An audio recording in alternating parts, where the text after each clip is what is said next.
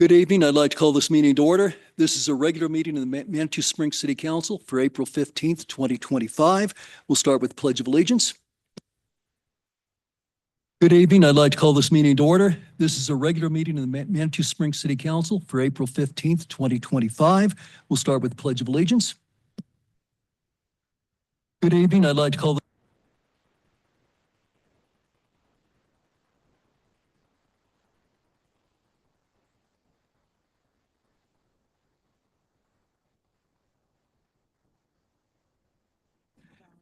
Would the city clerk please call the roll? City Council members Nancy Fortune, Present. Michelle Weatherholt, Present. Julie Wolf, Here. John Shada, Here. Judith Chandler, Present. Mayor Pro Tem Natalie Johnson, Here. and Mayor John Graham. Present. Thank you. Okay, so the first item of business is approval of the agenda. Council, you've had a chance to look it over. I would seek a motion to approve. Second. Okay, motion by Councilor Shada and seconded by Mayor Pro Tem Johnson. All in favor? Let's vote.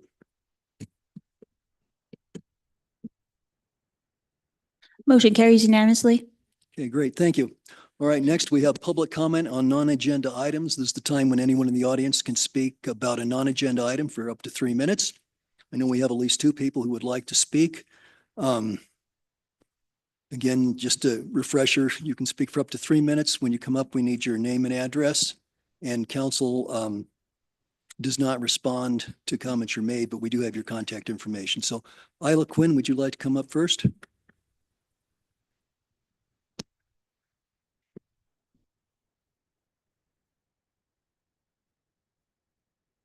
we'll mention that Linda Moreland is the other person who signed up.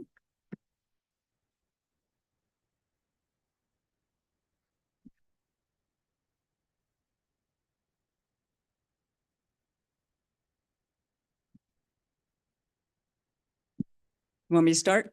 Yeah, go ahead. All Your right. name and address, Isla please. Quinn, 357 Pilot Knob Avenue, Manitou Springs. Okay, can you maybe move a little closer to the microphone, about 3 inches I usually works? sorted on top of it. Okay. Okay, go ahead. Okay. I am here to speak for my neighbors and myself regarding a traffic plan that we need started and defined of what the traffic is going to do to access the COG and the incline, not using Pilot Knob Avenue, which is an extremely narrow street that we live on. We have 15 neighbors between the ages of 62 and 85. And anything less than a tightly regulated and controlled traffic flow is not going to work. Someone's going to get hurt. And I don't want it to be me. I do not move quickly. I get out of my car. I do not have off-street parking unless I can get it into my garage, which I have difficulty doing. So I am asking, actually, I don't demand well, but no, I'm emphatically stating that this plan has to be started now so that we have a chance to plan. My plan is, do I stay living on my street in my wonderful little house, or do I move? Because I cannot tolerate 200 cars an hour in peak season going up and down Pilot Knob Avenue. It is not going to work. So I would like to ask that this plan, or however you do this, be started immediately so that we have time to prepare for, I believe it's an 18-month to 2-year time frame of when this project's going to start. That's what I have to say. Linda Moreland, Manitou Springs, 37 Minnehaha Avenue. I too am concerned about the lack of traffic plan. I have spoken to the governor's office. I have spoken to the city of Colorado Springs with traffic management. I have spoken to El Paso County traffic planning. And without a traffic plan, you cannot proceed. That is the law. We do not have sidewalks or curbs on Minnehaha or Pilot Knob. And we have people that use it like a racetrack coming off of the highway, down Serpentine and up and over. That's now. That's before Ruxton even gets thought about. So right now is the time to start your traffic plan. And we have lots of children on our block. We have elders. We have people with dogs. And we have crazy people driving. So I'm not asking when you're going to do it. I'm saying you have to do it. Do I have any remaining time? Go for it. Thank you. I just wanted to emphasize that when the access by Miramont Castle was closed briefly over the last few months, it was unspeakably dangerous coming up and down Pilot Knob just to get out of your car. So again, we need something and we need to know soon so we can make plans. I'll add to that. Living on Minnehaha Avenue, as you all know, for the water tower, for the fire training center, and anything else that the city is doing at the top of the hill, Minnehaha is insane. We have people show up with orange cones and leave notes for some people, but not others. And people drive, including the city trucks, the construction trucks, they all drive exceedingly fast. They do not slow down. They do not slow down when they get into Duncan or Mesa, and they do not take precautions of any kind. So this cannot happen when Ruxton Avenue begins. It will not happen. Thank you.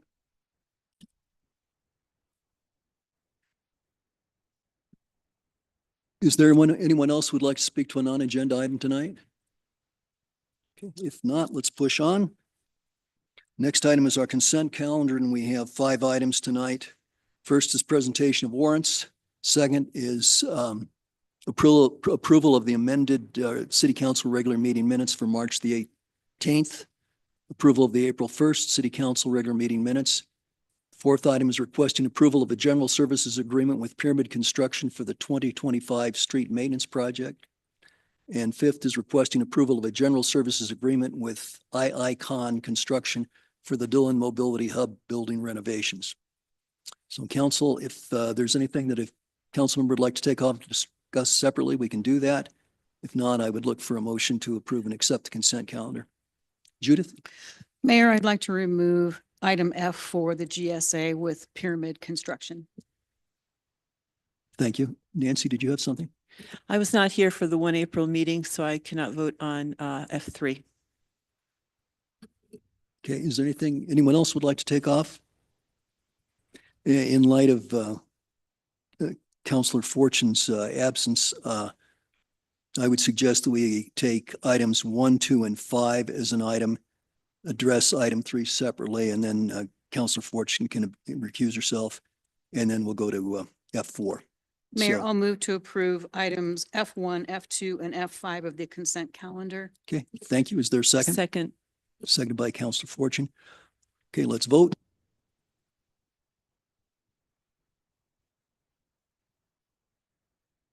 Motion carries unanimously. Okay, great, thank you. Next, we'll take item F3. That's the regular meeting minutes for April the 1st, and Councillor Fortune will be abstaining, I believe. So if there's is there any other concern about those minutes? If not, I'd look for a motion to approve the April 1st council meeting minutes. So moved. Okay, motion by Mayor Pro Tem. Do we have a second? Okay, second, was that Julie? Julie, okay, thank you, Julie. Okay, all right, let's vote.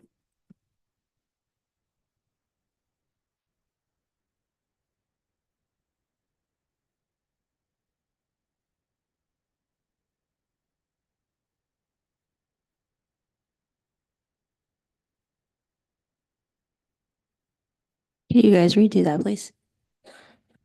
Excuse me, say it again. Can you redo your vote? Okay, let's revote.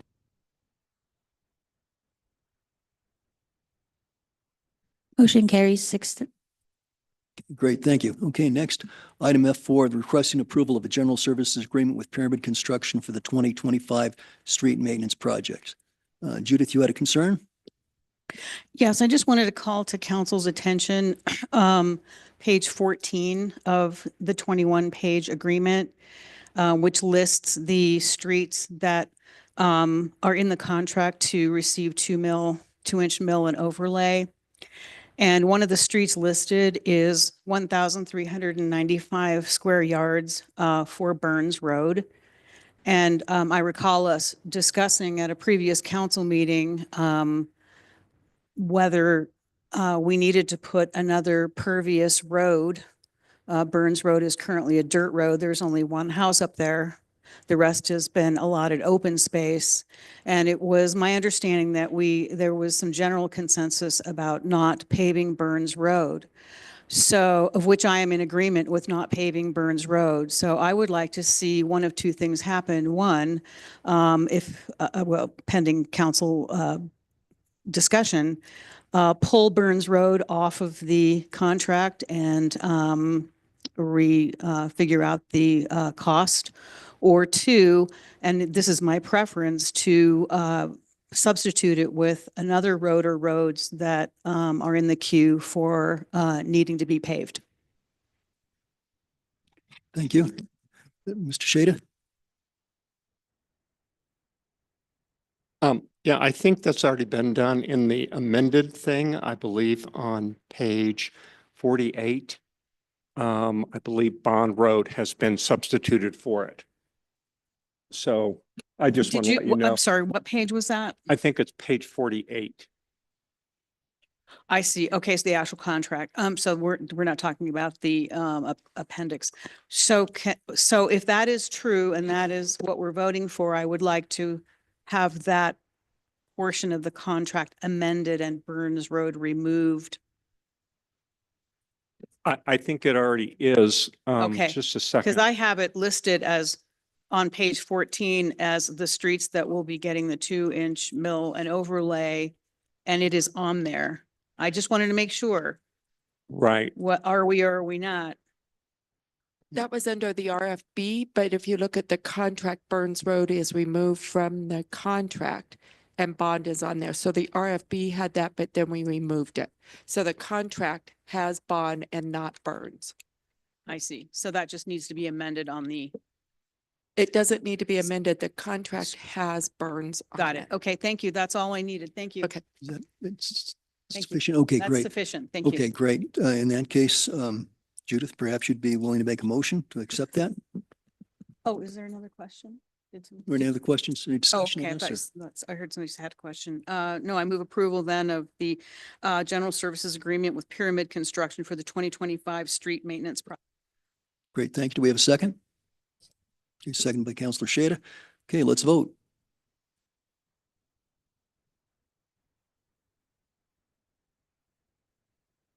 Motion carries unanimously.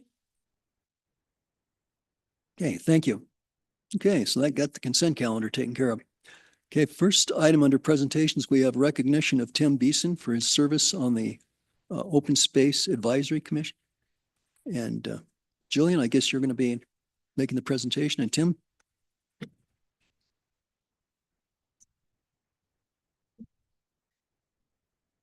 Good evening, Council. I just have a few words and then I'll turn the floor over to you. I know Mayor Graham, you have a few words you want to say for Tim's recognition as well. But I have the honor of introducing Tim Beeson this evening, who has recently stepped down from the role of Open Space Advisory Committee Chair.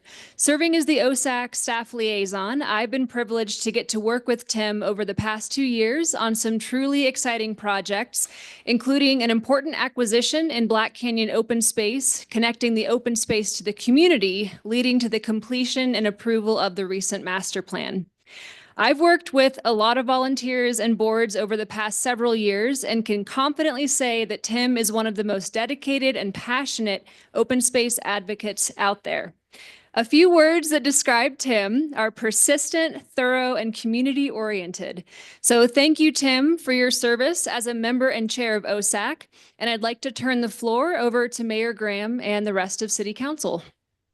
Well, thank you. And I think it would be appropriate first to invite Counselor Chandler to speak, since she's been the OSAC liaison person and has been closely involved and worked with Tim. Judith? Thank you, Mayor. I've been the liaison to the Open Space Advisory Committee since 2020. And I remember when you came on board in August of 2023 and took the helm.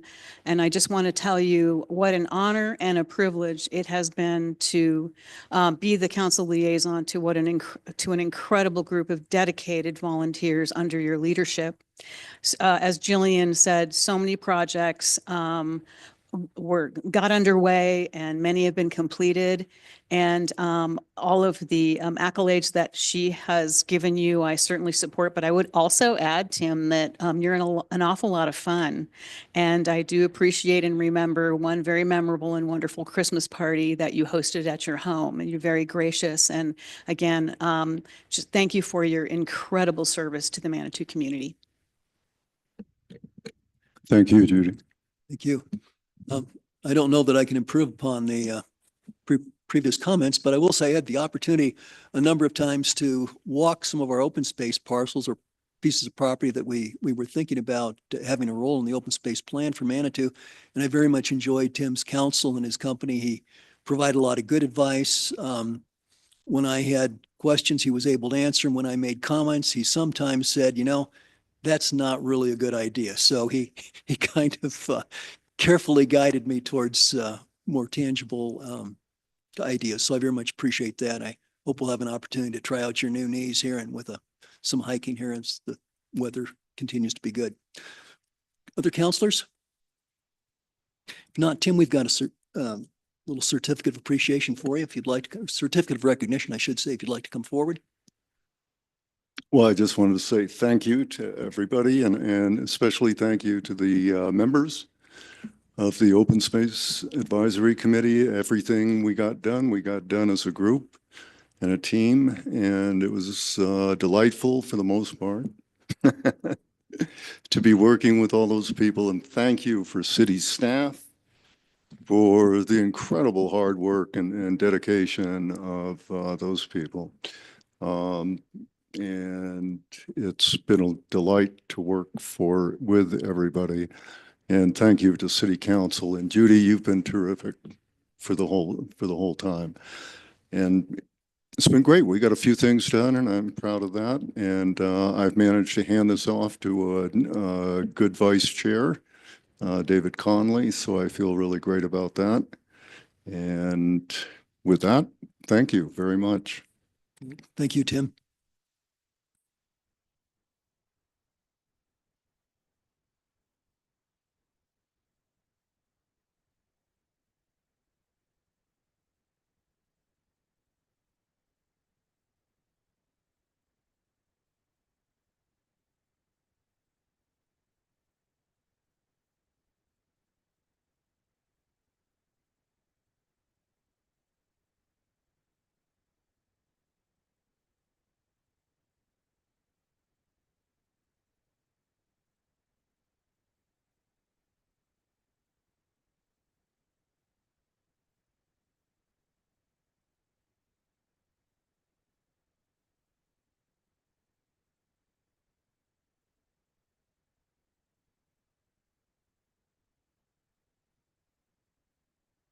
Okay, next, we have Proclamation 0525, a proclamation to recognize the Bear Brothers site.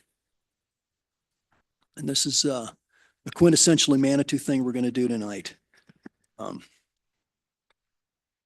Just as a little bit, I think the background is going to be included in the proclamation. So let me go ahead and read that. And then we have several members of the Native American community here who will be invited to speak. So City of Manitou Springs Proclamation 0525, Proclamation Bear Brothers. Whereas Manitou Springs has a rich human history composed of the stories of many people and their cultural attributes that enrich our sense of place. And whereas central to our history are the traditions of the Native people who first called this area home and held the valley to be a place of peace and healing. And whereas during the 2024 Indigenous Peoples Day celebration in Manitou Springs, Ute tribal elder Larry Sespooch told the story of how the bear dance was given to his people and its special importance to Manitou Springs.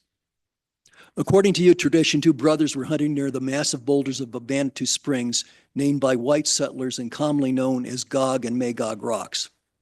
At that place, the brothers came upon a female bear who was performing a dance. One brother was scared and ran off. The remaining brother was transfixed at the sight of the dancing. The bear noticed the Ute, came over to him, and taught him the bear dance. The warrior taught the dance to his people, and it became an important spiritual and seasonal observation for the Utes, for it heralds the arrival of spring. Whereas Ute elder Sespuch asked the crowd to recognize the site by the name Bear Brothers, Quipavichu in Ute, so that the story and the special significance of the rocks would be remembered for their deep connection to our native peoples. Now, therefore, be it resolved, the people of Manitou Springs wish to formally acknowledge the importance of this and to acknowledge the Ute name.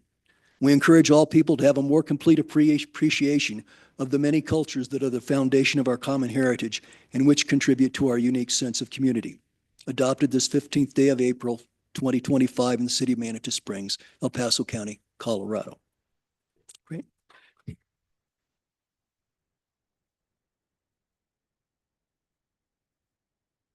And with that, we have, as I mentioned, we have several Native people. First, I'd call on Manuel Pulido. Manny, if you'd like to come forward. And if Katie, if you'd like to come up at the same time, that's fine. And we also have Katie Orr.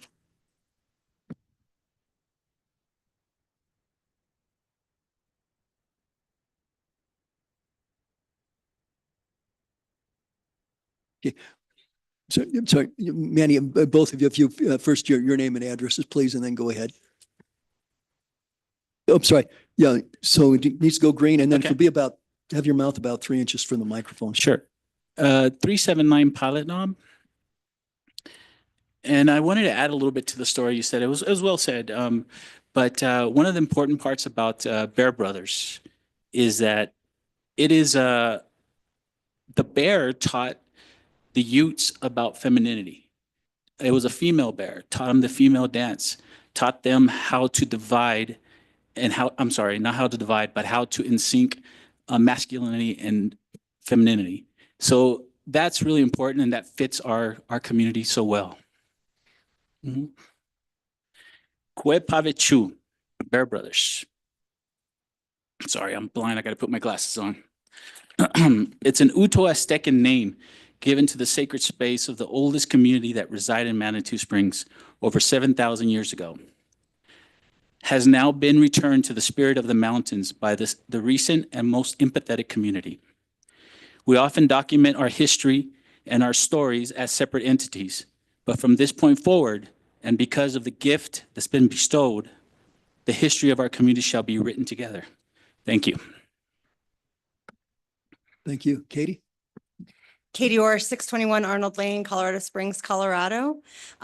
First, I would like to thank this council as well as this council back here who helps us do a ton of work for our community. And I wanted to say that giving a name and a story to a landmark is a powerful thing. The narrative these sacred rocks has carried for far too long has held a negative connotation and went against its own nature. By giving back Bear Brothers its true cultural name and story, we are honoring the land, recalling her original medicine, and the lessons of the 4 directions. Always remind yourself, the tallest man stands on love. Thank you, Council, for growing with us and paving the way for others. Together, we welcome this new cycle of medicine in the Tava region. Aho! Woo.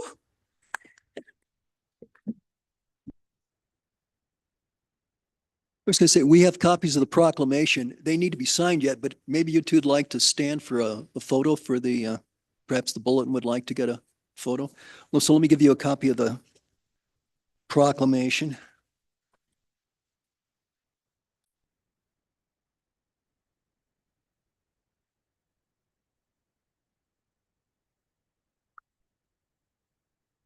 It's here.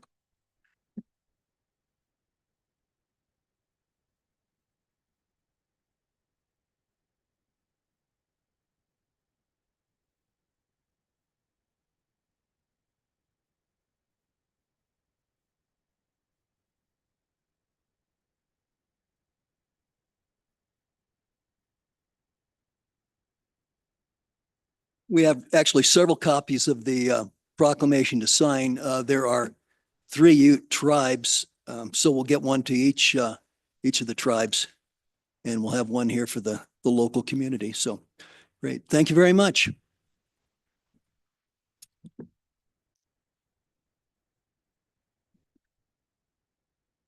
Done. Do any of the council members have anything they'd like to say about this, or? We're good? Okay, great, thanks. All right, moving right along. Next, we have a proclamation recognizing April 22nd, 2025 as Earth Day. And Councilor I'm on. Chandler has agreed to read that. Thank you. Thank you, Mayor. I'm reading off my laptop, so please bear with me. It's proclamation number 0625, the City of Manitou Springs for Earth Day, April 22nd, 2025. Whereas Earth Day was first celebrated on April 22nd, 1970, with the goal of inspiring environmental awareness and encouraging conservation, protection, and appreciation of our planet's resources. And whereas it is the responsibility of each of us to act to safeguard the environment and recognize that all human life depends upon the earth and upon one another for mutual existence and well-being. And whereas Manitou Springs as a community has the obligation to protect the earth for the next generations by reducing carbon emissions, recycling resources, and joining with other communities around the world striving for a cleaner, safer planet. And whereas Manitou Springs citizens, schools, city staff, and elected officials are committed and working together to increase energy efficiency, protect the environment, and develop eco-friendly policies and lifestyles. Now, therefore, be it resolved, we, the City Council of Manitou Springs, Colorado, do hereby proclaim April 22nd, 2025 as Earth Day in Manitou Springs and urge all our citizens to work towards energy efficiency and adopt more eco-friendly behaviors that will allow us to protect the earth we live on. Adopted this 15th day of April 2025 in the City of Manitou Springs, El Paso County, Colorado. Thank you. Judith, since open space and the environment are pretty close to your heart, do you have any comments you'd like to share? I do, thank you. I just want to tell you how privileged I feel to live in a community where we don't just talk the talk, but we walk the walk. And that is not just the city administration, city council, but all of our residents who come together and do incredible things like plant trees so that we can achieve Tree City USA, so that we can become the first certified pollinator district in the world. I would like to take this time to do a shout out to the Climate Action Work Group, which is a city resident-led grassroots community group.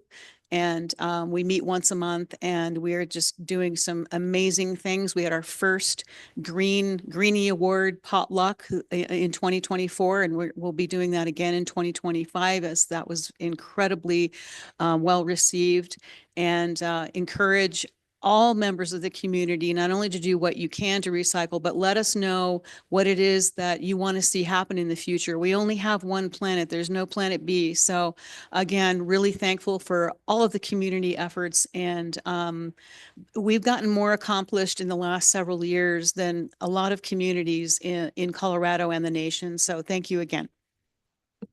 Great. Thank you, Judith. Other comments from council? Okay. I think that said it well, so very good. Happy Earth Day on the 22nd. And I believe on April the 25th, we'll be planting trees up at the library. Is that correct, Denise? Okay, so stay tuned. I think we'll have do you know the time now, or we'll post it on the city's webpage? Yeah, it's on our weekly update, so I can look at it and see. Okay, that'll be Friday sorry? It's 1 to 5. 1 to 5 on Friday, the 25th. Is that correct? Okay. Very good. Okay, on to business. First business item is a request for appointment of Frank DeLay to the City Planning Commission. The council, we all had Mr. DeLay's information in our council packets, so I believe he's here tonight. Mr. DeLay, would you like to come forward? Thank you. So I think really this would be an opportunity for council to ask questions, but it's also an opportunity for you to perhaps introduce yourself. So why don't we start off with that? We'll give you a chance to tell us a little bit about yourself. Well, my name is Frank DeLay. I live at 124 Palisade Circle. Lived here just over a year. You obviously saw my the resume. I usually where I've lived, I've tried to get involved in local communities, and now I live in Manitou, so I'm hoping to get involved here as well. And as far as the Planning Commission, the alternate member, I felt like that was a great way to get involved with the community, and I have some background in real estate and such. I don't have any agenda at all, but I did have a discussion with Alan, and we talked about the roles of the board, and I understood that it's a quasi judicial board, and there are requirements there. And so I look forward to, if appointed as an alternate member, to learn the process and learn the code and do what I can do to participate in the community. Great, thank you. And with that, I'll open up to council questions or comments. I don't think there's any controversy here, I guess, Mr. DeLay. In that case, if there are no questions, I would seek a motion from council. Sorry, Nancy, please. Mr. DeLay, your resume looked outstanding, so thank you for stepping up. I actually do have a couple of questions. One is, when did you move to Manitou? We moved in April 24th last So year. you're making it just under the wire on the year-long residency. But I'm very appreciative of the fact that you stepped up. And secondly, what ward do you live in? Do you know? I live in Crystal Hills, so I'm not sure which ward that is. Okay, thank you. I move to appoint Frank DeLay as an alternate member of the City Planning Commission. A second. Can we have a motion a second? Any further discussion? Let's vote.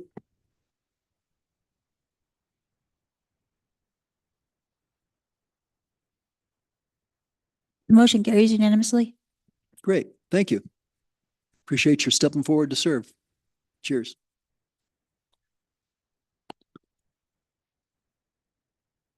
Okay, our next item is adoption of Plan Manitou 2.0. We have Fred, our planning director, if you'd like to walk us through this. Thanks, Frank.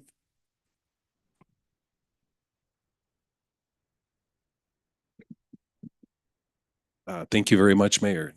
City Council, thank you very much for this opportunity. For the record, Fred Roland-Hagen, Planning Director, and this is Darcy White with Clarion and Associates, who has led us through this exercise for the past year plus. So we have, Darcy has a quick presentation of kind of an overview of what's been going on and where we are right now. Also in the packet was a memo that I had prepared that hopefully provides a summary of what we're doing, what this is all about. Hopefully there's no surprise of what this is all about. But I just wanted to go through and highlight a couple things before I turn it over to Darcy. Let's see.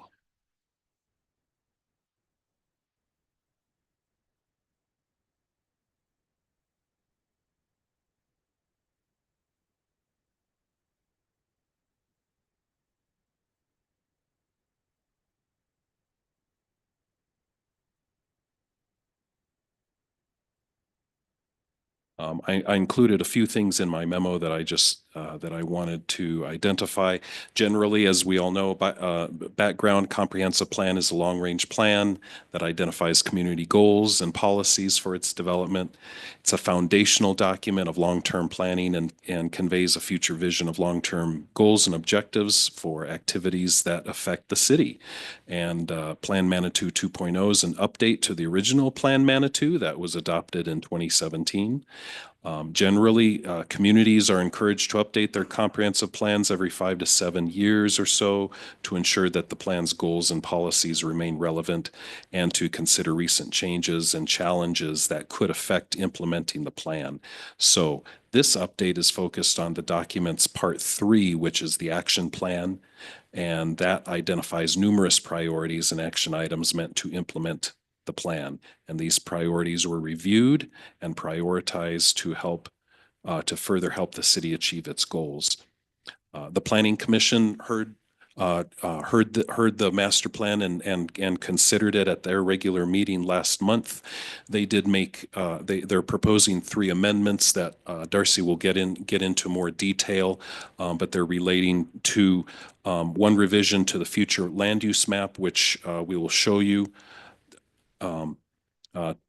Verification of wildfire risk information that's shown on our future growth opportunities and constraints map, and also to update what we call the Becker's Lane opportunity area description that reflects new development. And Darcy will get into that. In short, staff concurs with the Planning Commission's recommendation and recommends approval of the draft as presented to City Council. Thank you. Darcy? Great. Good evening, Mr. Mayor, members of the council. Darcy White with Clarion Associates. Fred gave us a nice overview in terms of kind of the purpose of the plan. Mainly what I wanted to touch on is just provide a brief summary of the process that we've been through over the last year or so.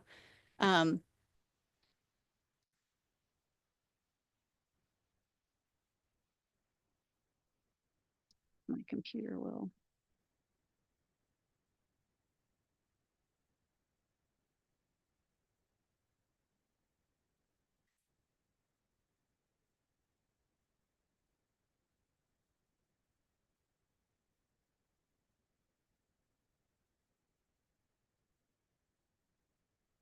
So it's showing it, but I'm not sharing my screen, so.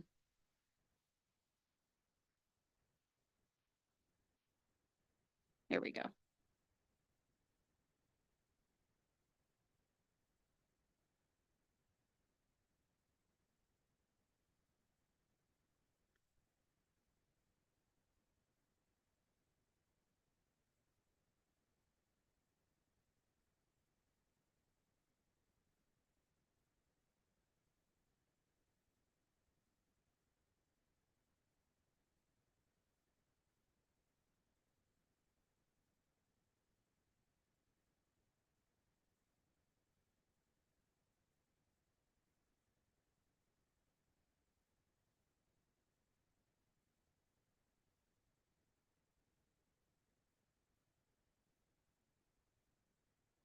Thanks for your patience. I think we're good to go.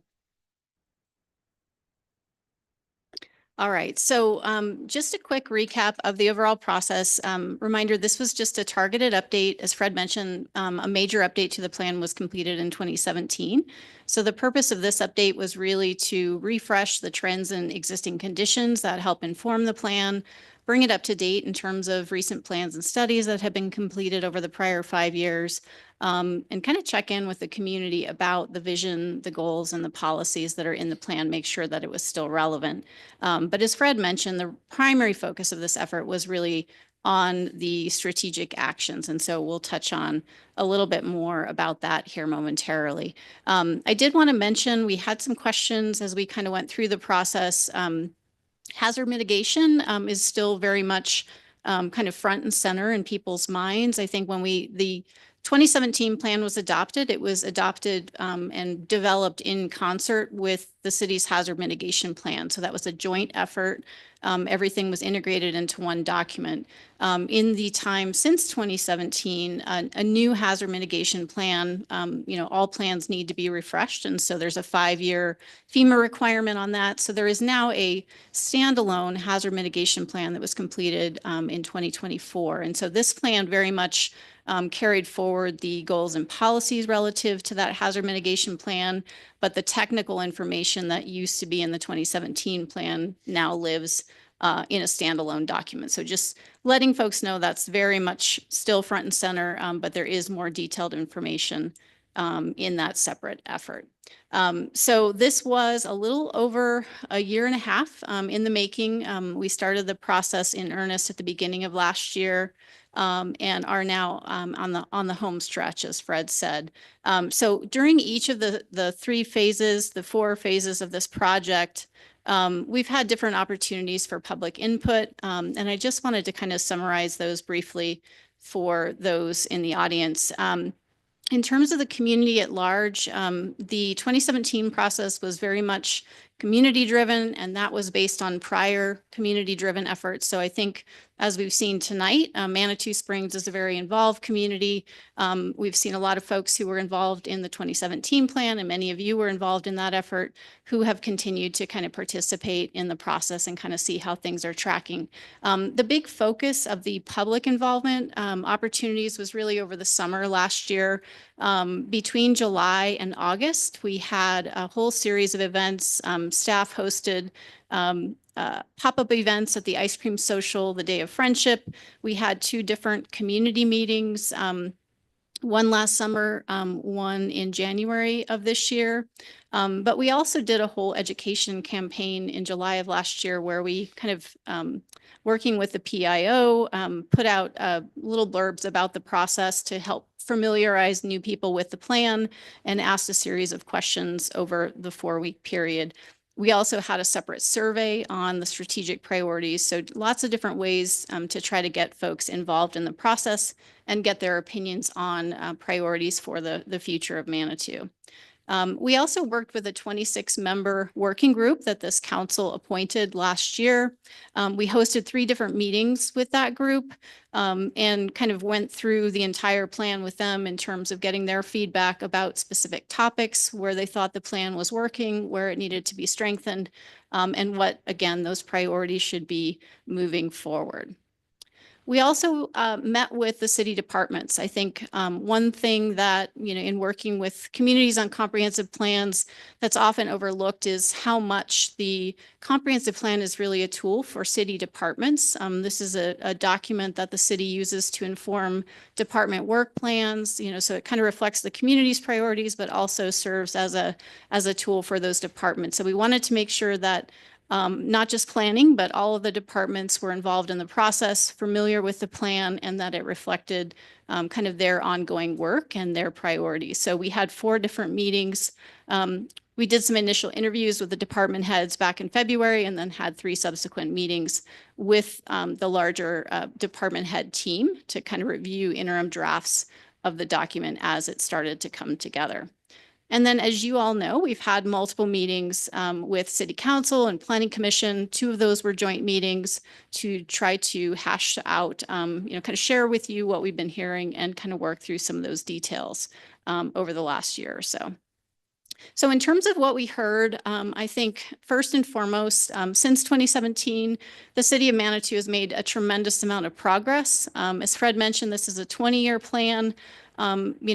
We often find that communities, in over that period, everyone wants to know, well, when is the plan going to be done? But it's really an iterative process. You're continually working away at it. So it was especially encouraging and kind of remarkable to hear and learn as we went through the process that of the dozens and dozens of actions that were identified through the 2017 process, that over half of those had been completed within the 5-year period. There was a very robust effort that went into the implementation of the plan, and that really kind of gave us a good starting point for moving forward with this process.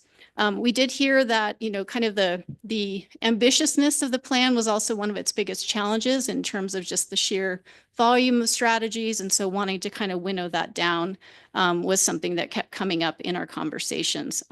But by and large, what we heard from the community and from the boards and commissions is that the vision and policies in the plan are still relevant, and that really the substance of the plan is something that the community just kind of wants to double down on, I would say, in terms of continuing to move forward. So regarding the implementation approach, a lot of what we focused on was kind of what I would say a recalibration of some of the 2017 actions. In some cases, conditions had changed, or maybe the players had changed in terms of who's involved in those. But there really needed to be an ongoing focus, and you all gave us direction last fall to really try to focus on getting some of those ongoing projects completed over the next couple of years, and trying to be more realistic and make sure that the plan was, in terms of its near-term priorities, could be accomplished based on city staff, budget, and resources. So in terms of what's new in the draft plan, if you are familiar with the 2017 plan, I think you'll see fairly targeted updates through the early parts of the plan, the goals and policies. But the updated community profile is something worth checking out. I think, over the last 5 years, we have new tools that we didn't have in 2017. So all that information is now available online instead of kind of buried way in the back of the PDF. Hopefully that will make it more interactive for the community if you're interested in learning about, different topics that relate to Manitou, or kind of more information about what's happening in the community. All of that's available in a story map on the project website. And then the action plan is fundamentally new. That is a entirely new chapter. There's 3 types of priorities that were identified in the action plan. The strategic priorities are focused on the 1 to 3 year timeframe. That's kind of our near-term horizon, and that's really where we focused on the kind of practicality aspects. Kind of what's already happening. Where do we need to focus the energy in the near term? I mentioned that there are a lot of things that are ongoing, and some of the policies and the goals and the plan, really are never completed. So those are things that the city will continue to do. I would say the kind of work that's being done on parking is a good example where you're always kind of fine tuning the approach and kind of seeing how things work. So there are a number of things that you'll see that kind of fall within that bucket. And then we also have a set of long-term actions, and this is intended to be things that probably will happen 4 or more years down the road. But as you had the opportunity and took the opportunity to do after the 2017 plan was adopted, there may be reason to elevate some of those actions beyond kind of that time frame, depending on conditions in the near future. So just to kind of put it into context, of the almost 250 actions that are listed, about 120 of those are ongoing. So I think when you look at the list in its entirety, it may feel overwhelming again. I think these things tend to feel that way. But many of these things just reflect kind of all of that ongoing work that staff is doing. About 100 of these were carried over from the 2017 plan. I think one of the things we heard from the community and the working groups is that many of those ideas that were important in 2017 are still important, even if they haven't been accomplished yet. So we definitely heard the desire to kind of keep those things on the books and carry them forward.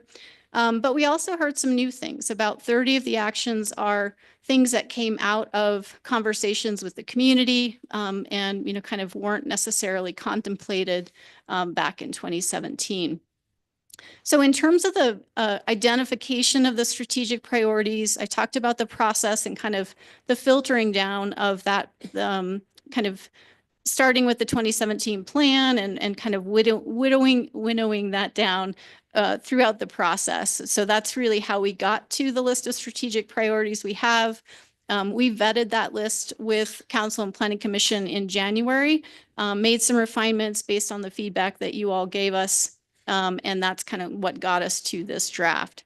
So within the strategic priorities, so kind of top priorities, there are 25, and about 15 of those are currently underway. 4 of those were near-term priorities in 2017, and 6 are new. One of the things that we developed through the process based on all the feedback from you guys as well as from the community was a more objective set of screening criteria to help evaluate actions. So when you have a kind of big bulky list of actions, sometimes it can be hard to know where to start, even if you have some time frames. And so the screening criteria were used to develop that short list, kind of looking at things like fiscal impact, who's the lead on it? Do we have enough staffing? As well as some of the community values. And so this is meant to be a tool moving forward as you kind of get into the next few years and needing to reevaluate that list, that you'll have a tool you can use to help evaluate requests that you receive. So this is meant to be, the action plan itself is meant to be looked at about every 2 years or so. I think this is important to keep the list current, but also to help communicate, and kind of let the community know how progress is kind of tracking and moving forward. So this is meant to be something that is looked at on a periodic basis. One of the things that we've also done through this update is created an internal tracking worksheet. So, kind of what lives in the plan is the short version of the priority actions, but staff has a Excel worksheet basically, which has all of the notes about each of the actions, kind of where they came from. Was it from a community meeting? Was it a suggestion from a department? What's the status? So we have all of that information tracked. This was something that Hannah had kind of shared her early draft of that with us last year before she left. We've built on that through our conversations with the departments and the community. So that is really meant to be something that kind of makes this process much, much easier. Moving forward is the hope. So each element of the plan, you've kind of got all the details ready to go in terms of kind of keeping it up to date and looking at those, considerations moving forward. So Fred mentioned that we did have a few recommendations from the Planning Commission when we met with them last month. These are minor kind of cleanup items, I would say. This was kind of an identification of a targeted update to the future land use map related to Becker's Lane. This is a parcel that was formerly designated as, it currently is designated as Gateway Mixed Use, but it had been rezoned since 2017. That just wasn't caught during the process. And so the recommendation is to designate that as single family neighborhood to reflect the current zoning of that site. We also had a question about the future growth opportunities and constraints map. And this is really just a case of, I mentioned the hazard mitigation plan and kind of the different levels of detail. This map is intended to be a more general representation of all the different hazards that influence future development in Manitou Springs. And so our recommendation is to, not try to kind of encompass all of that information on this map, but simply to update the note on the map to direct readers to that new information you have on the city's website, which is a very detailed, kind of hazard by hazard review. Look at, someone could kind of look at their individual neighborhood and really get a much better understanding of kind of how all of those hazards might impact them. So that was a good catch as well. And we think maybe a simple fix there. And then the last thing Fred mentioned was the illustrative concept for Becker's Lane. These concepts were developed back in 2017, really just to kind of, get some ideas flowing for different opportunity sites. In Manitou Springs, you have, very limited opportunities for growth because you're so constrained. And so this one has seen some activity since 2017. And so we're recommending just kind of some minor updates, which are included in the staff report to reflect kind of what's there now and then communicate some of the concepts that were conveyed in this original concept idea could be applied to other sites in that general vicinity. So those are the recommendations. And did you have anything else on that, Fred? And actually, if I could mention, we do have the chair of the Planning Commission, Alan Delwich, here, and it might be appropriate to give him an opportunity to speak to these points as well. But if you have something to continue on with, Fred, why don't you go ahead and then we'll check with Alan. Yeah, I just wanted to note a couple things or just one other thing that was presented to the Planning Commission. We had a couple last minute recommendations. We've tried to find this. After the completion of the draft, we had just a couple suggestions that were presented by a council member to be included on the list of priorities for the city that we passed by the Planning Commission. One was the establishment of a community center, and two, the establishment of appropriate council chambers. Just wanted to say that was deliberated by the Planning Commission, and they recommended not to include those in Plan Manitou at this time, but that was communicated. Okay, thank you. All right. And with that, then, Alan, would you like to comment on this? If I could ask one of you to trade out there so that, okay, that our planning commission chair can make his comments. They have, obviously there's 3 recommendations that Darcy had addressed. I thought maybe Alan would like to provide a little more background. Yeah, Alan Delwich, 210 Via Linda Vista. And the crux of the change was at that Beckers and El Paso Boulevard area. 15 years ago, there were 5 hotel or motel type properties. And 3 of those have since been rezoned to residential. A 4th property, while it's still zoned commercial, it is operated with conditional use for long-term residents for at least a decade. And so really the vibe of the neighborhood once was more hospitality, and now it has really evolved into a pretty robust residential neighborhood. And so it seemed like that made a lot better sense. You know, a lot of the properties along Beckers have been revitalized. Lots of work has been done to really make it a really welcoming residential neighborhood. We didn't, and so we wanted to see a little bit different spin on how we characterize a neighborhood rather than as a gateway commercial. And I think this actually impacted back in when we were doing the LUDC update. The consultants looked at Plan Manitou and started spinning off on all kinds of creative commercial things that could be done in that corridor that really got us off track a little bit. So that was, you know, the crux of what we recommended there. The other thing, as far as the hazard map, I had just noticed that the vias like Via Linda Vista, Via Sierra Madre, Via Loma, Via Piedras, and there's another via, I can't remember which one it is. But anyway, everything to the east of Becker's Lane, it wasn't highlighted as a hazard area. And essentially those properties are pretty much in the Garden of the Gods. Lots of oak, lots of vegetation. It's really in the heart of the WUI. And so we just wanted to maybe update that little section of the map. Okay, thank you. I think that provides some helpful background. Do any council members have questions for Alan, particularly relative to these 3 recommendations that the Planning Commission made? I think we're good. So thank you, Alan. That was helpful.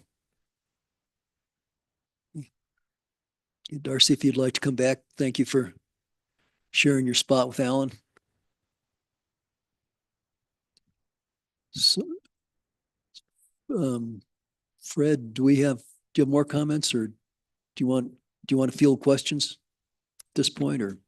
Yeah, I'll take questions right now. That is staff's presentation, and staff recommends approval. Okay. Do we have questions or comments from council? I guess I have one thing. I was looking over the Plan Manitou, the full document yesterday, and I thought we had in there something about burying the utilities.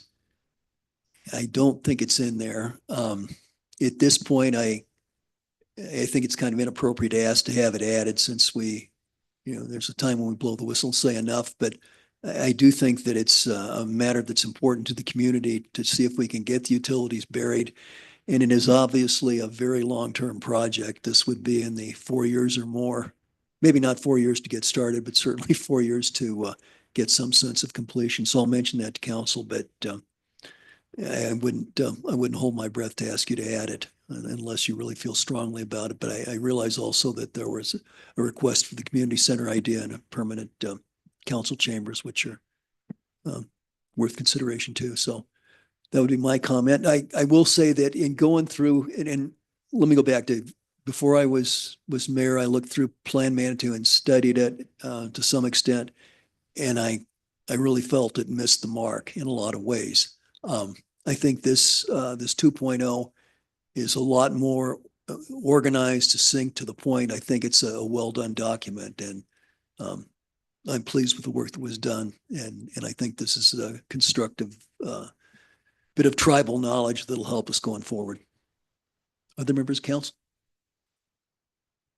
Okay. I guess we're pretty happy. The staff recommendation for this is to approve the draft of Plan Manitou 2.0 with the Planning Commission revisions as noted and discussed. So if there's no further discussion, maybe it's council's intent to go with a motion at this point. Anybody? Well, I will make a motion then. I will move that City Council approves the draft of Plan Manitou 2.0 with the Planning Commission revisions as noted. I will second that. We have seconded by Councilor Chandler. Any further discussion? Let's vote.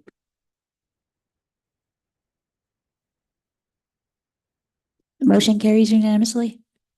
Thank you very much. Well, sigh of relief, huh? It's a big chunk of work. I will mention the undergrounding thing that is close to my heart is in a document. It's in the franchise agreement with Colorado Springs Utilities, which is really the driving element. But if we can all keep a communal memory of trying to do this, it would be, I think it would serve future generations going forward. So great. Thank you. Duly noted. Good Thank work. you. Okay, so Fred and Darcy, thank you very much. Thank your respective staffs and certainly all the people who served on the Plan Manitou. Was it 29 people we had? 26. How many? 26 on the working group. 26, okay. All right, great. Well, thank you. And if there's some of you in the audience, thank you. I think Alan, you were on there, and maybe a couple members of council. All right. Thank you. Okay. Let's move on then. We have 3 hearings tonight. They're all of a similar ilk. And we have copies of the agenda. I'm not going to read all the schedule numbers. It doesn't make sense to do that. But the first second reading and public hearing of ordinance number 0325, an ordinance amending the zoning map of the city of Manitou Springs, Colorado, rezoning 5 parcels, also known by the assessor's office, and the schedule numbers are shown, Manitou Springs, Colorado, to Park Zone District. Now, with that in mind, the second hearing is going to be a separate ordinance, 0425, zoning 13 parcels to public facility.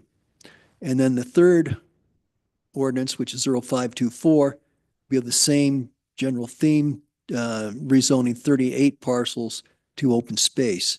And since this is public, we will have public hearings tonight on this. It might make sense, if anyone wants to speak to this, to address any of their concerns with any of these 3 with the when we discuss the first ordinance.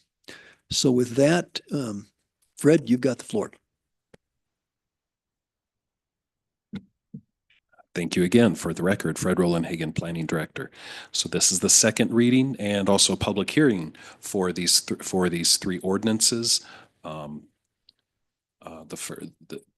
ordinances are grouped to rezone city-owned property to either open space, to parks, or to public facilities. And so the first ordinance that we're looking at is rezoning 5 parcels. 5 parcels to the Park Zoning District. I provided a quick presentation under the first reading. At this time, nothing has changed from staff's perspective, and so I don't have any further information to provide. I am aware of a letter or an expression of opposition. I don't know if you want me to go into that right now, or if I should wait. Let's wait till the public hearing portion. Sounds good. Okay.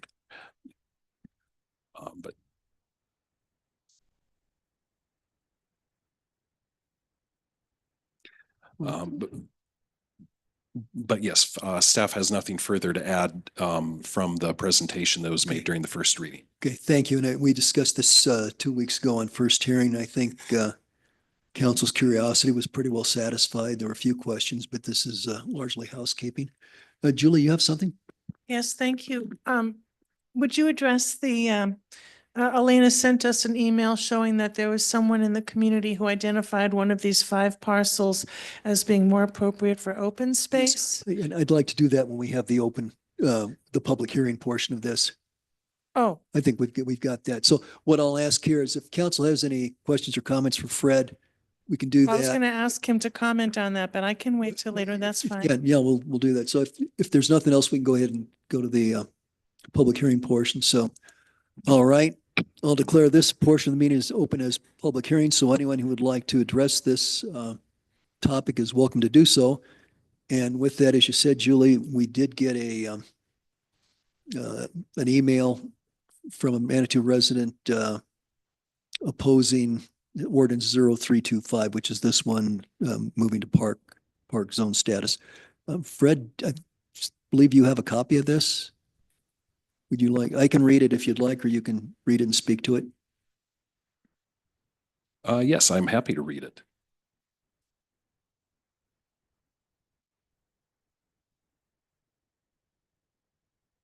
Just pull it up here.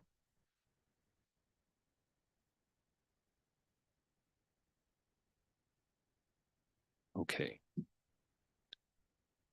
Would you like me to say who it is from? Yes, please. Okay. So the comment that was received was from John Dawes from 44 Via Maria Terracia in Manitou Springs.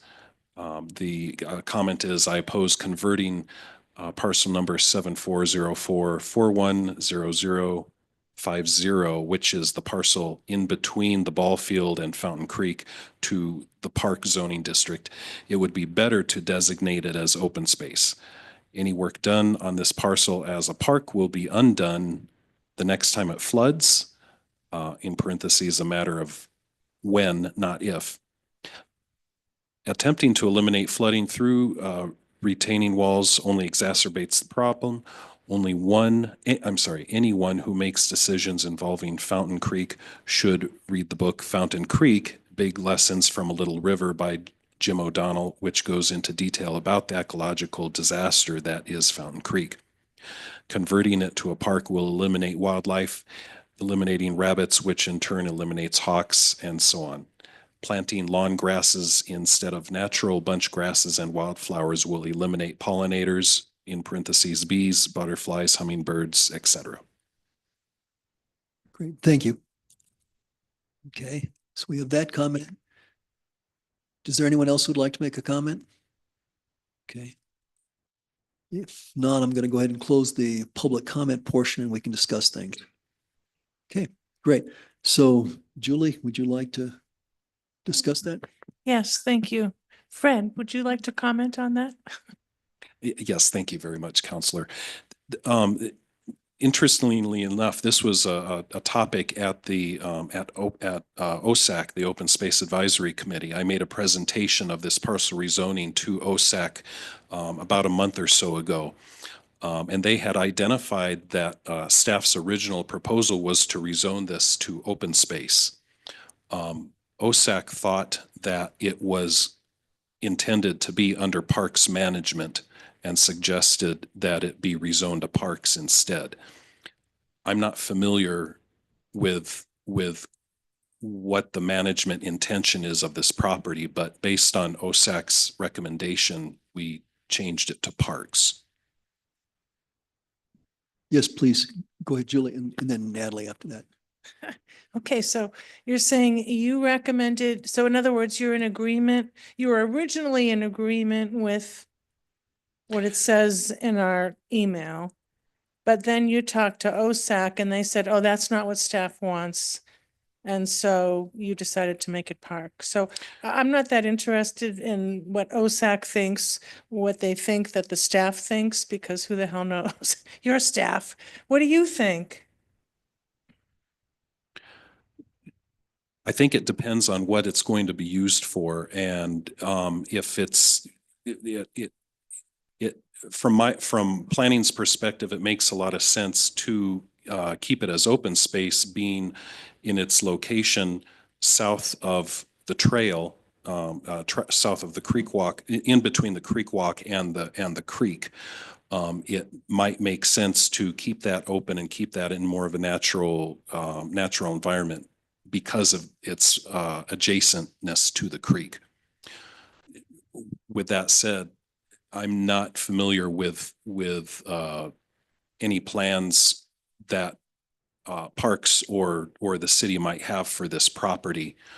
And that should always be taken into consideration. Can you elaborate on that last comment?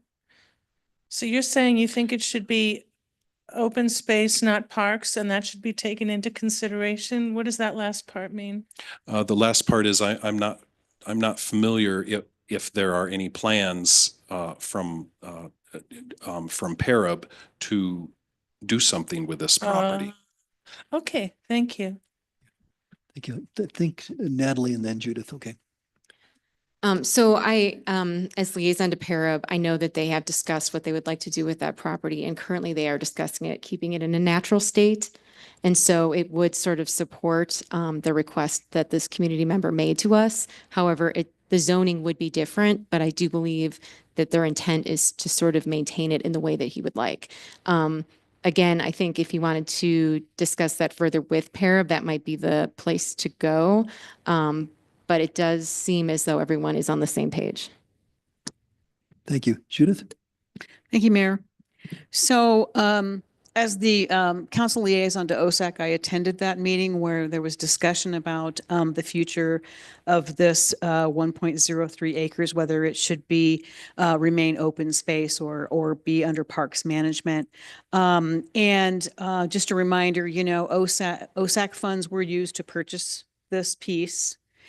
And I in that meeting was quite disturbed. There was at that point the parks director was in attendance, and also I think we had arborists, and they were talking about things like, oh, let's finish the disc golf and put disc golf over there and finish that up. And I was highly opposed to that, but as my role as liaison, I didn't feel that was the moment to comment on that. But that particular piece of property, in my personal opinion, should remain open space.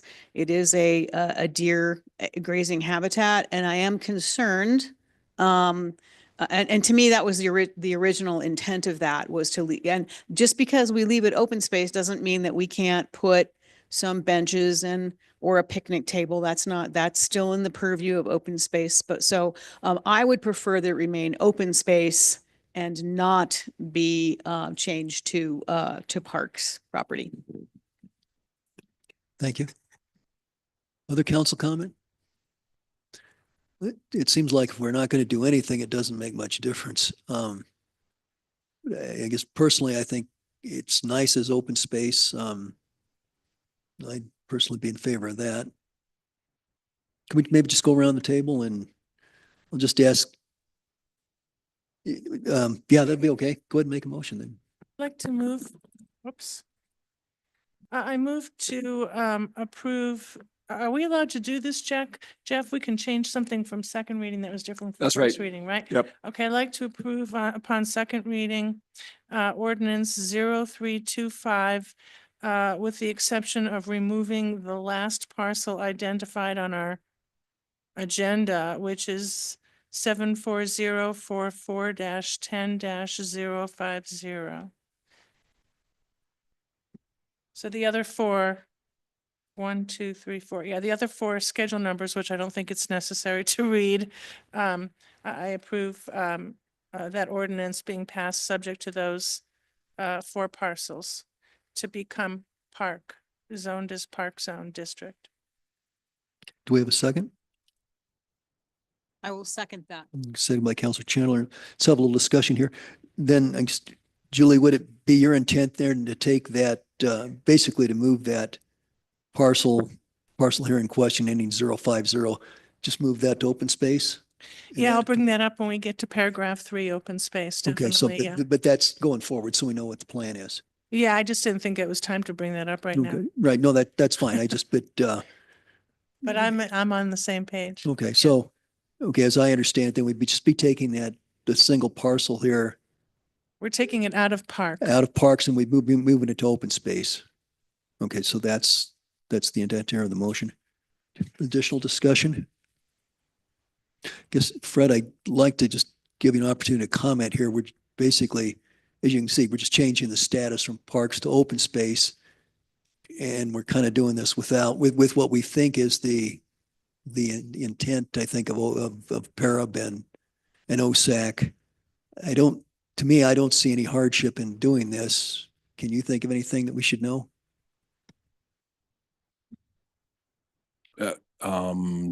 No, the short answer Okay. is no. Okay, great. Yeah, it seems to make sense to me. Look for further comments from council. John? Jeff, I have a question. Does this need to be posted, given that we posted it as one thing? I mean, I'm just asking, I don't want to screw this up. Yeah, make no, a I big mean, molehill out of it. but- yeah, basically, the notice is that the notice was that it was being considered, but the rules are that you can change zoning. Okay, I just want to make for sure second that reading. we're okay with that. Yep. Thanks. Yep. Okay, thank you. Any further discussion then? Okay, well, the motion is to approve the first 4 parcels identified and then to remove 74044-10-050. Okay, we have a Correct. motion and a second. Okay, if there's no further discussion, let's vote.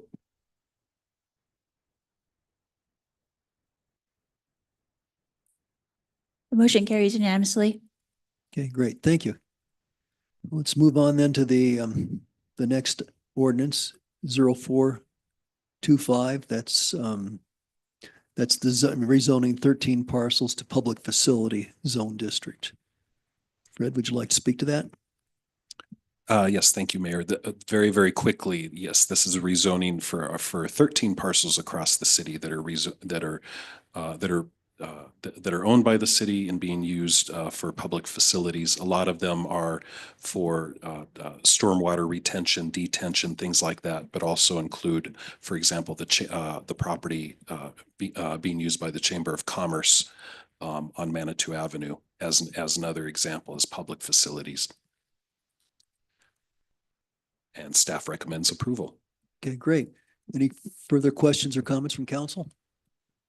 Okay, I'd look for a motion then. Oops, sorry. Yes, thank you. I'm glad you've all had your caffeine and are awake. I apologize. Okay, I'll open the public comment portion. Do we have anything? I think we just had the one email comment and we've dealt with that. Okay, if not, I'll close the public comment and let's proceed with, we have a motion. Okay, Julie? I move to approve on second reading ordinance number 0425. Great, thank you. Do we have a second? Second. Seconded by Mayor Pro Tem. Okay, any further discussion? Let's vote.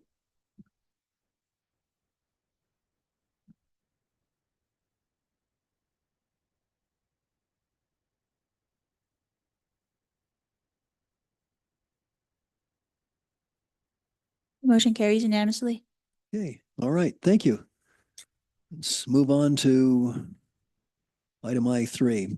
This is ordinance number 0524, amending the zoning map, rezoning 38 parcels known, and the schedule numbers are presented there. This will be rezoning to open space. So again, Fred, this is probably getting monotonous for you, but if you'd like to make comments, this is it. Thank you very much.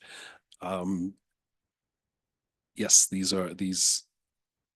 excuse me. Yes, these are currently rezoning 38 parcels for open space. They are scattered across the city.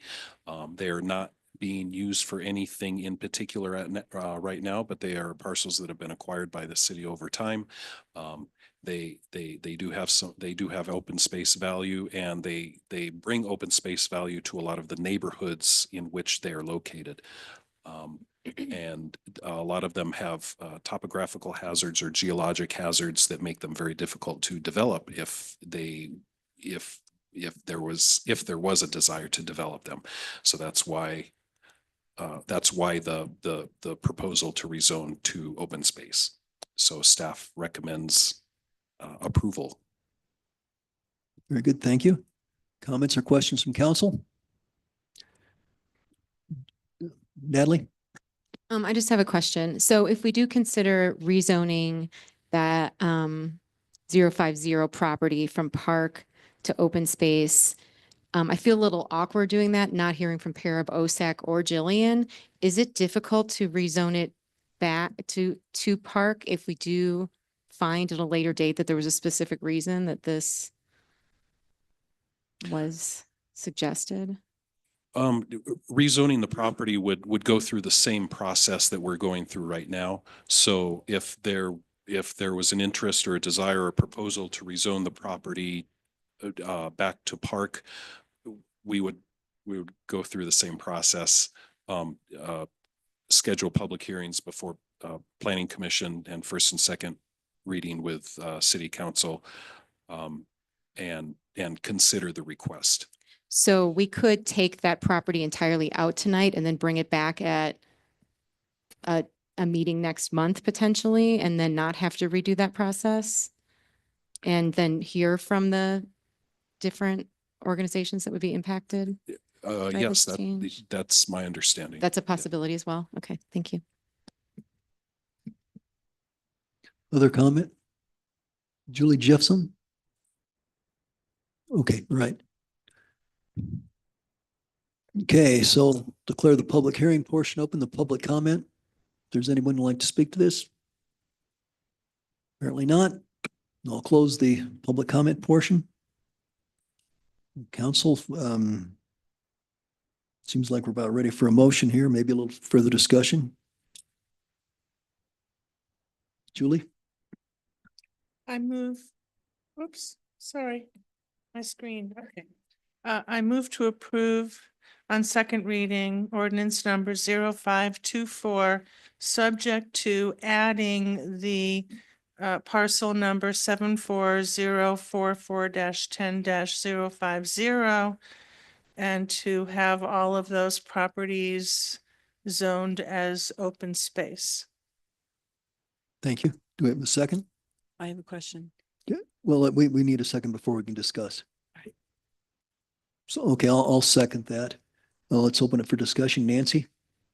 Is it ordinance 0524 or 0525? 052, no. It says 524, but it probably should be 0525. That may just be a typo on the agenda. Typically, that's last two digits are the digits of the year. Oh, they have to end in a 25? Yeah, Oh, and that may simply be a typo. just a typo here. Let's check that real quick. Just think if there's a typo in any of those subsequent numbers for all of those parcels, you might find out that your own home is now open space zone as well. Oh, there you go. I once found out that I was born in 1753. That was real damaging. There. Let's see. So Jeff, since I'm supposed to be approving 0525, not 0524, but 0524, what was advertised or noticed, is that an issue or are we good? It's just a 0525 was advertised advertised in the newspaper. Okay, then In the I'd council, like to restate my motion if I oh, could. please do so. I move to approve on second reading what's identified in our packet as ordinance number 0524, which is now going to be renamed as 0525, as written, subject to adding the 74044-10-050 property into the open space zone district as well. I'll second. Any further discussion? Nancy, please. Just to clarify, in our packet, it does say 0525. It's on the agenda. That's incorrect. Yeah, good point. Yeah. The ordinance as in the council packet does show 0525, so that's correct. No, and that's fine. I think we understand. Okay. Yeah, I seconded. Any further discussion? Let's vote.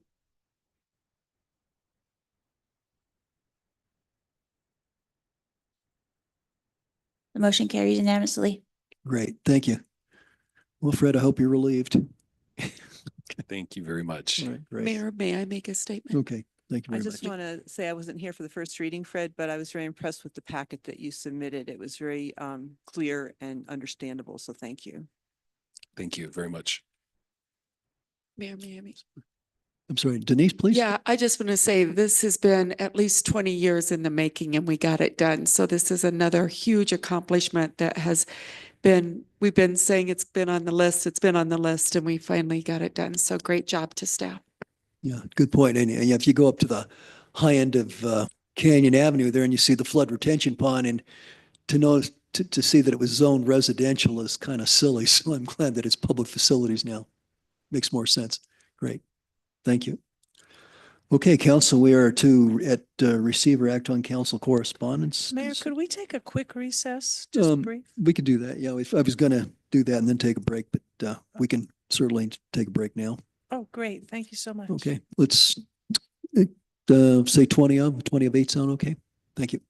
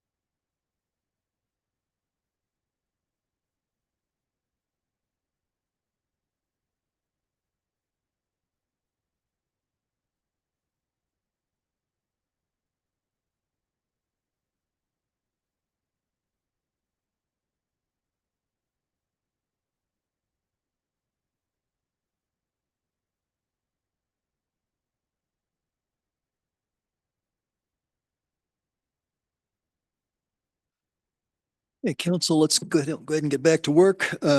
So we're at receive or act on council correspondence. Anyone have anything? Nancy? Thank you.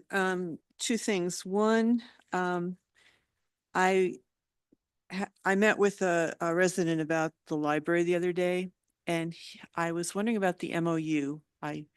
Have we established the MOU with PPLD? Okay, thanks.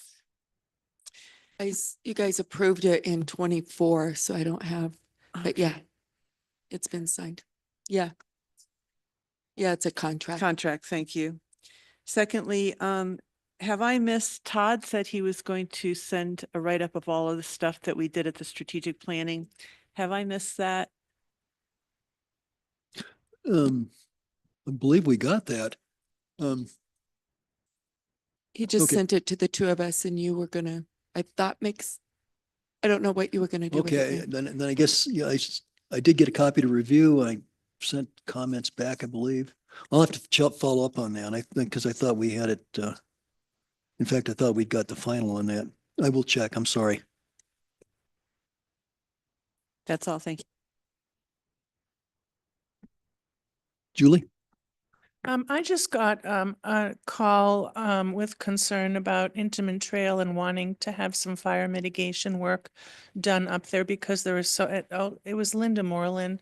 She sent me all these pictures of all these dead branches piled up on top of each other, and she said she has been asking Roy or whomever in the city to try and get some of that removed, but she doesn't have any information that that's going to happen. So the pictures were pretty compelling. And I don't know if that's something that we're looking at. I realize we're doing some fire mitigation at, what was that park that was mentioned? The Deer. Deer Valley Park. Yeah, there Where was is that, by the way? Crystal Oh, Hills. no wonder I don't know where it is. Okay, okay. So I just thought, shoot, and she also mentioned that there are a number of homes in Crystal Hills that are right behind all this brush by the trail, and she thought, gee, those residents should be particularly concerned because they're the first that'll burn down. So do we have, is that part of it? Are the trails considered one of the areas in which we're going to have fire mitigation work done? Denise? Perhaps I could speak to that a little bit. So there's several things going along on the fire mitigation front. Primarily, I think the thrust has been with private property. Okay, so the city's we've announced our chipper program. The first one took place up in the Crystal Hills, Crystal Park Road area a couple of weeks ago. The second one will start it'll be next Tuesday, the 22nd. And that'll be in the kind of the we call it, I believe it's zone 2. And I can send you a map. I think probably you may have already gotten that. It's basically up along Lower Crystal Park Road up to about it'd be, I think, east of the high school, West Crystal Park Road, that general area, and south of Manitou Avenue. Okay, so that'd be 2 weeks from now. And then about every 3 weeks, we start up a different area. Okay, so the city crews will go in with the chipper and they'll work for about, I think, 3 days is the plan. And with the idea that residents will bring out they'll have to do the thinning on their own property, but they can bring out the branches and so forth out to the curb, and then the city will come along and get it. There's some restrictions. I think the branches can't be longer than 5 feet. They can't be bigger than 4 inches in diameter. Okay, so we have that going on. The fire department sponsors 2 chipper days. I think the next one is May the 10th, Saturday, up at the Public Works, so people can take their slash and brush and so forth up there and get rid of it there. That's one option. And also, and I think it was just today, our public information officer sent out information about the fire department's has launched a residents a wildlife mitigation grant match program. Let me go ahead and I'll send that to all members of City Council. There's a couple of, it explains, let's see, Homeowners can apply for a grant for up to $500 in matching funds to remove hazardous vegetation and reduce wildfire risk around their homes. So that's something to be used on private property. The program is designed to support residents in the wildland-urban interface by promoting the creation of defensible space within 30 feet of structures and so forth. So we have that. There's a couple of links for more information. Also, residents can get a free assessment, a fire danger assessment done by the Manatee Fire Department, and make an appointment. And Mike Willie will go out, walk the property with the homeowner or property owner, and make recommendations. There's no requirement that a homeowner has to, or a property owner has to follow that. We don't tell anybody. We don't tell their insurance company. It's just, it's a free service. It's non-binding, but it's there to encourage people to take steps to reduce fire hazards. So we have that. Does that help, Julie? Oh, that's fabulous. That's a lot. That's a lot that the city is doing. And so your answer, it sounds like the answer is no. We don't really have anyone in charge of picking up all the dead brush on Inman Trail itself. And I don't know if we can see if we can get some of the volunteers to help with that, or to coordinate that with one of the chipper days that you mentioned, or what, if anything, we could do to expand beyond the neighborhoods to look at the trail. Yeah, I've been involved with several people who've been in looking at that, and two of the public land areas that we were discussing was the Black Canyon open space, and then Iron Mountain, that open space, and of course Iron Mountain's quite rugged.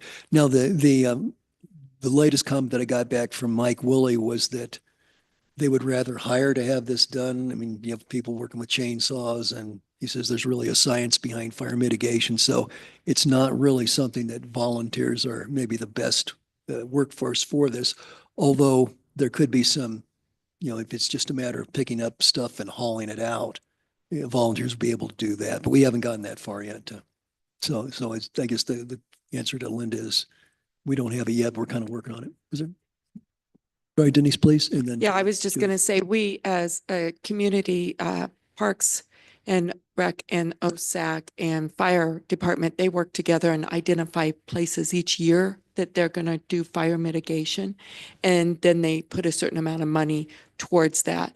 I know that this year, I believe it's the Black Canyon open space and the Deer Valley. And then every couple of years, we try to get the group that comes in and helps with specific areas. We won't have them this year, to my knowledge, but hopefully next year we get them in again. And then we'll identify another space that we're going to go and do fire mitigation. So we can't do it all. We kind of put it in little chunks and do what we can every year. That's helpful. I will note, though, in response to your comment, Mayor, the photos that I saw didn't require any chainsaws at all. It was just piles and piles of branches that had fallen. I don't know if somebody pulled them off the trail and threw them in these piles, but there are all these pictures. So if we did have volunteers, they wouldn't need chainsaws necessarily to at least get that, stuff out of there. But that's all I have. Okay. Yeah. And if you know people who are interested in volunteering to do some of that, I'd be happy to talk to them. Well, didn't we have like Boy Scouts? Like the Boy Scouts sometimes want to know if there's some kind of volunteer project that we could assign them to do, or it seems like during the year we have these different, helper groups that come along. Yeah. In fact, it seems like last spring we did have a Boy Scout group that did some. So I don't know if we could reach out to the school, or I don't know if I assume they still have a Boy Scout troop in town. I don't know, because my kid grew up. But anyway, that's just, if we could I'll keep that in our radar and see if there's any possibility to address that. Okay, great. Thank you. Judith, I think you had comments. Denise covered most of what I was going to say. And also, OSAC uses funds, OSAC funds. In the past, they've used the Boy Scouts, TOPS, REMFI, a number of organizations, but that there's some funding there typically in OSAC to work on. Now, I don't know, I mean, we're talking trail maintenance. I don't know how far off the trail you're talking about, but generally speaking, they're well connected with organizations that can work on the trails. And I can bring that to the next OSAC meeting and let them know that we discussed it in council. Okay.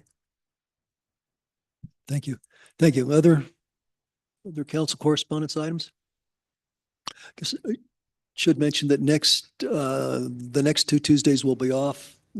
Next week's the 4th Tuesday, but we really don't have work to do. And then the 5th, we're typically off. And then on May 3rd, we'll have a day-long retreat. That'll be up at the school or the Silk building. Be using the same room we used last time we had a day-long retreat. And so that'll be Saturday, May 3rd. And that will be an executive session because we will have to deal with some executive type financial I questions. have a question about that, Mayor. Yeah. Could you make sure that we have internet that day, that we have access? Natalie, is that feasible? Natalie's saying, yeah. Okay, all yeah. right. So yeah, Natalie's. If you take care of that, Natalie, good. Okay, that was all I had. There's nothing else. Let's hear from the city administrator. Just want to remind everybody, Thursday, we're doing the ribbon cutting for the water tank, but we're doing it at Higginbotham due to the topography. We can't get everybody up there. We don't know if 5 people are showing up or 100. So we're going to do it at Higginbotham where you can see the tank. And that's where the ribbon cutting will be at 4:30. So, and if any of you want to go up there at some time, just give me a call and we'll make sure that we can get you up there. You're going to make it. Sounds like fun, John. Okay. Anything else, Denise? Okay, great. Well, that gets us through our regular the portion of the meeting. Our next item is executive session. An executive session pursuant to section 5.1A of the Manitou Springs Municipal Charter concerning the city administrator. Okay, so I would seek a motion to go into executive session. So moved. Do I have a second? Second. Okay, Elena, should we vote electronically? No.